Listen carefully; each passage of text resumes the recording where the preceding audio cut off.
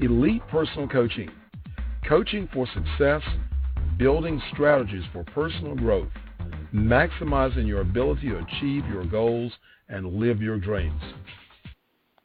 Hello, everyone. This is Jessie Bowen. Welcome to another Lunch and Learn. We've kicked off another year, 2018, and we're off to the charge. We're off, motivated. We're ready to go. Maybe. And so today what we want to talk about is not necessarily the goal, but it's the motivation, that energy it takes to be able to become successful, to achieve those goals you want to achieve next year, and also talk about success also. Today we have with us Ben Quinn, and Ben is a coach. He's a mentor. We've done some work together before, and he is a person with a whole lot of information. So he's our guest today, and I think you'll get a lot out of this call. And at the end of the call, we'll also leave Ben's information. So if you need to email him or contact him to get more answers, then you can actually do that. Hey, Ben, welcome to the call. Hey, Jesse, how are you today? Well, I am doing, I would say better, and better, and better. That's my affirmation for 30 years, better, and better, because I know in many cases I'm the only person that can fix my problems. So if I gave you all my problems, you'd probably sit me down and say, well, Jesse, we're at $250 an hour. Where do you want to start? But I wanted to bring you on. I was listening to some work that we did, I guess, about 7 years ago, and I'm going, hey, we did a really good show. Let me see, kind of reach out to Ben and get him back on the call today, and, really give people some things to think about. And this morning I'm contemplating, and anytime that I actually do a show or talk about something, write a book, do a project, or create a product, is really about me, because I know that other people are going through the same things that I'm going through. So when I think about a project or I'm actually doing a teleconference, it's really about me and things that I'm going through. So this morning it's a benefit for me, and I really hope that it's a benefit for everyone as we actually move forward. But before we get started, Ben, let's talk a little bit about you. I've told everyone your name is Ben Quinn. Tell us, how did you get started in the coaching business? What do you do now? And anything else you think that would be beneficial for our listeners to know about you? Okay, great. Thank you. Yeah, I'm a small business advisor, a business coach. I've been helping people start and grow companies since 1999. I lived in Silicon Valley for 12 years, working for tech startup and real estate startups, doing business development, sales, marketing. I was always an early person at most of these companies, and realized my passion was really that startup phase and the growth phase of a business. So it could be a brand new business or a business that's been around for 10, 20, 30 years who's looking to grow. That's really my passion. How do you get from where you are today to where you want to go in the near future?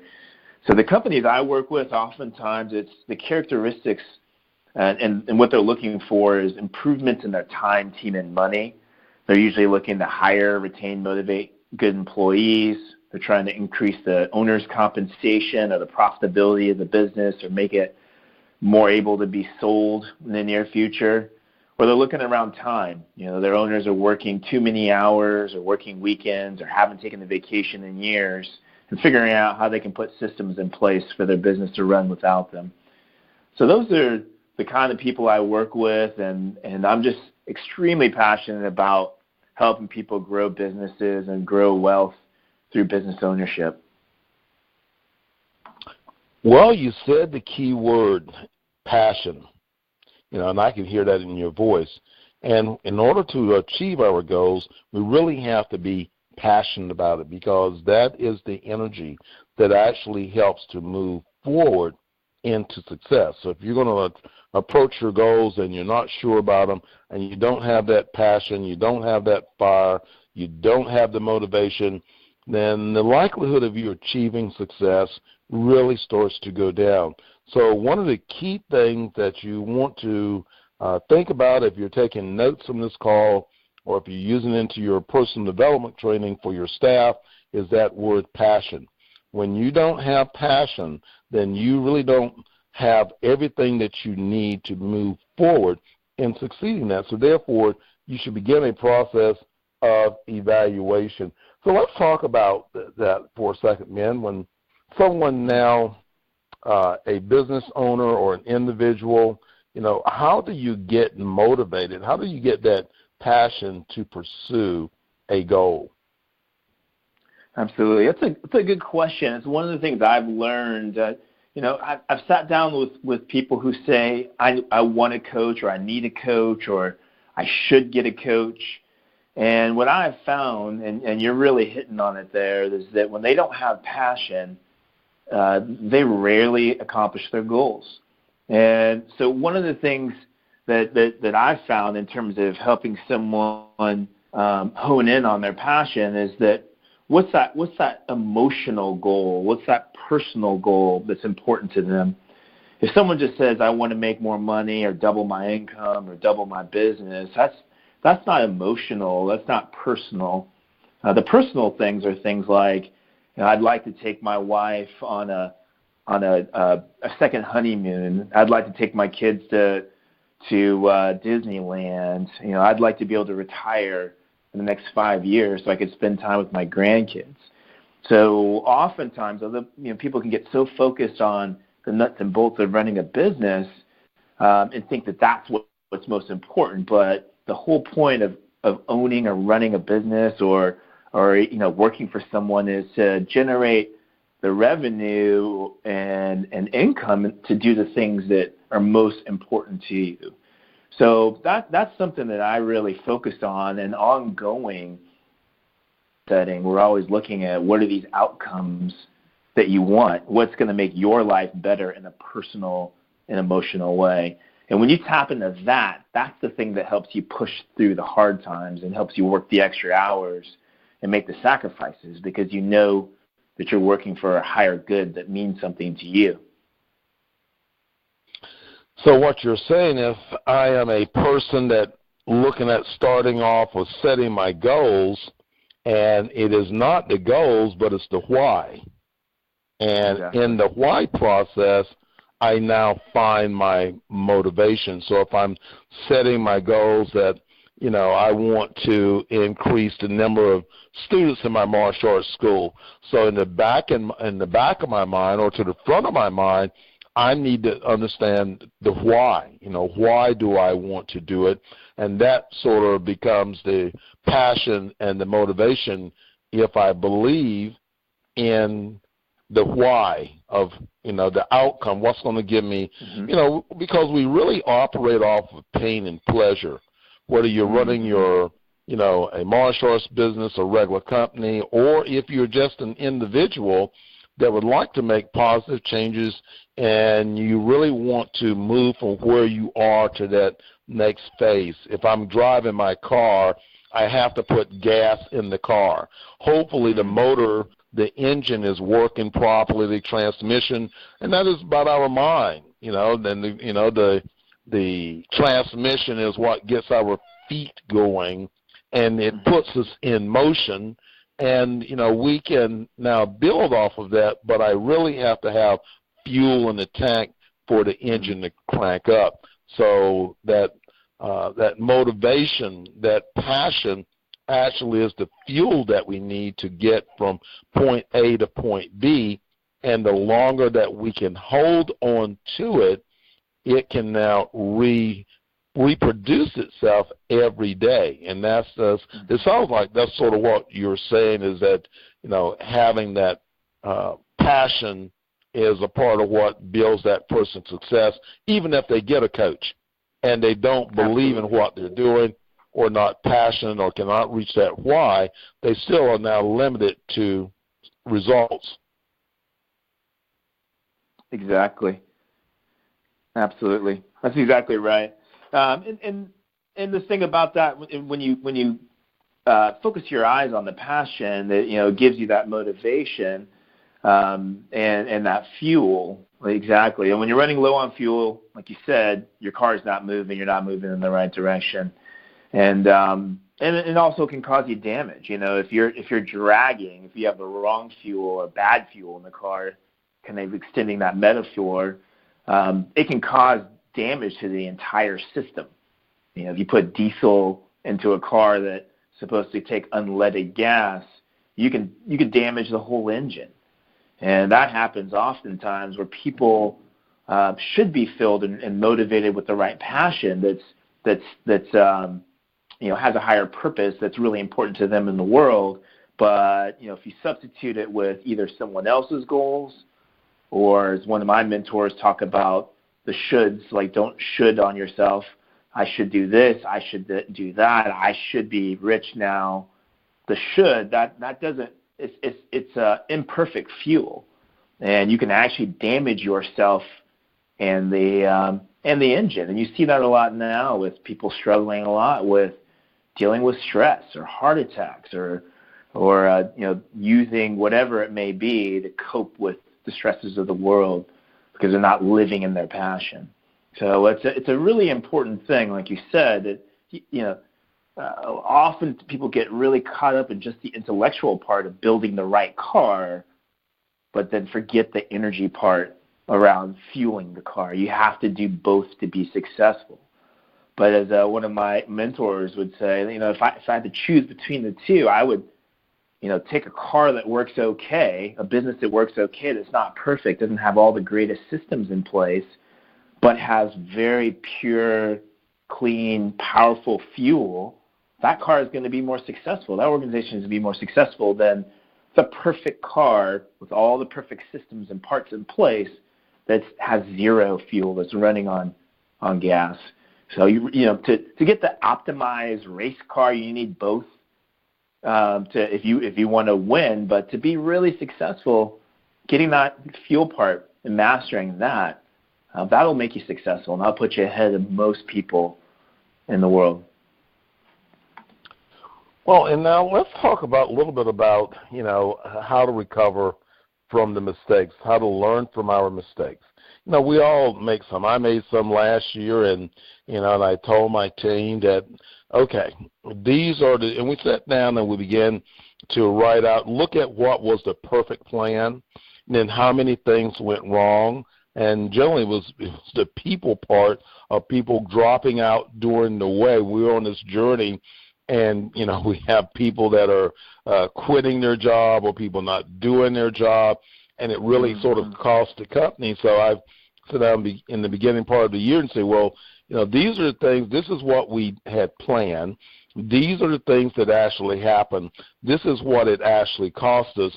So now we have to find ways to correct these things that went wrong and really find a new system of more committed people to be able to work in these key places to make everything work. So I guess, sitting down, let's chat about that a little bit, is learning from our mistakes and what is a good way of, going back and doing some self-evaluation. I always try to start with myself. No matter whatever happens, if my business is not going well, I'm going to start with me. Then I have to, branch out and then determine what part of me, which when I connect with my employees, they are still connected to me. So what part of me is not functioning correctly? So any advice or thoughts on that?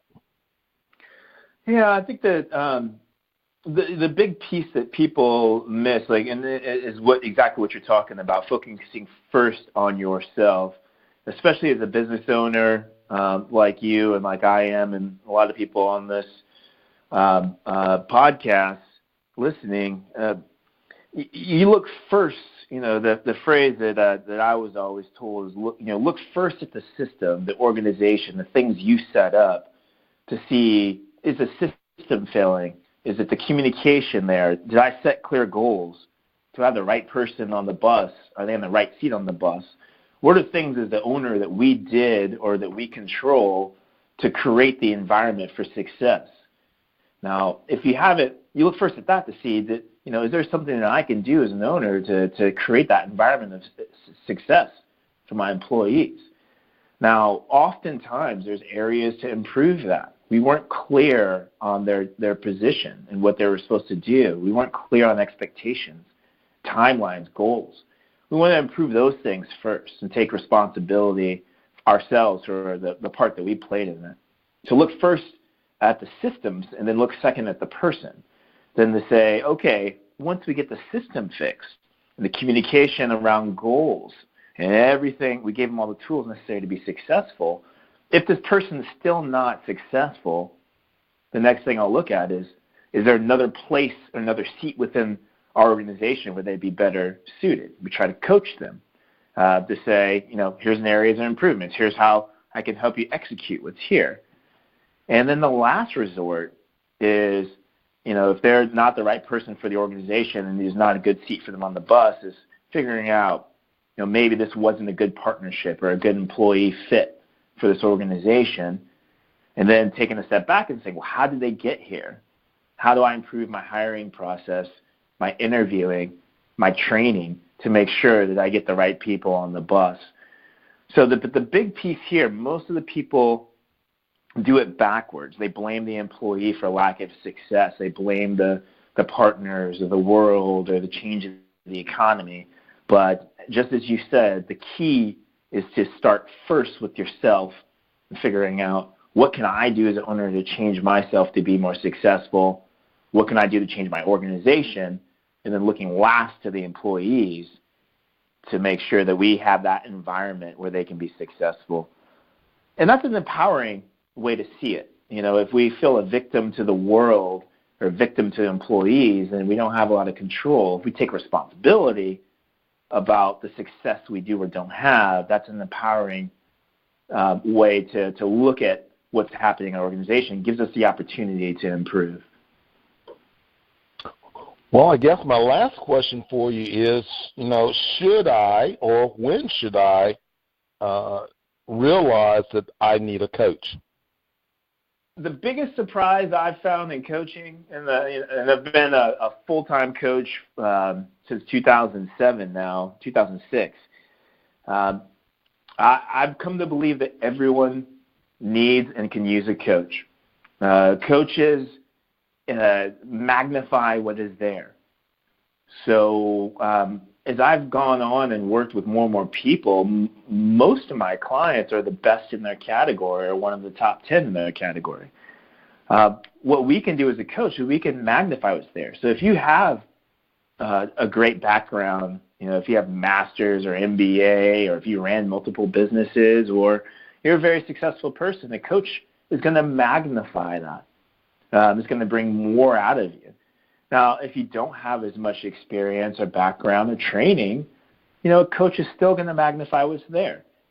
So oftentimes, my big thing is that anybody who wants to increase their results or to go through change or to get jump-started in what they're doing, that a coach would be great for them. The only time I've ever tell people this might not be a good fit for you, happy with where you are. If you love your life, if you love the results you have, you don't want to change, everything is great, you're probably not going to be successful in the coaching setting because there's no motivation there. And that's a great place to be. I've sat across the table from multiple people in that position, and I can tell them, it sounds like you're happy. It sounds like you have what you want. And sometimes that 10-minute conversation is all the coaching they need to realize that they're exactly where they want to be. But for most people, or a lot of people, we're not always where we want to be, and a coach is a great person to help you get there faster. You're learning through mentorship versus mistakes. Great. Well, Ben, how do we get in contact with you if someone has a question, or how would they get in contact with you? You can reach me via email. My email is benquinn@farmblue.com, BenQuinn farm, F-A-R-M, blue, BLUE.com. My company is called Farm Blue Ventures. The idea that I help people from the seed stage to the blue sky, the exit. So I can reach via email, or you can call me. My number is 919-321-1321, 919-321-1321. And I say this all the time. I sit down with people for free. I love meeting entrepreneurs. I love talking to business owners. And I'd love to just get together for free and chat with you for an hour and figure out if there's things right there on the spot that I can help you with to help you be more successful. I always learn every time I sit down with someone, so I'm always looking forward to meet with people. So reach out if you're interested in just chit-chatting or working through a couple little challenges or opportunities that you may be facing. Well, this is the part of the AMAA, the American Martial Arts Alliance. We're the authors of Who's Who in the Martial Arts. It's about the continual growth in the martial arts with new information, providing that information, and making that information easy to access. You can visit our website, which is AMAA, martialartsmanagement.com. We have coming up the 2018 Who's Who in the Martial Arts.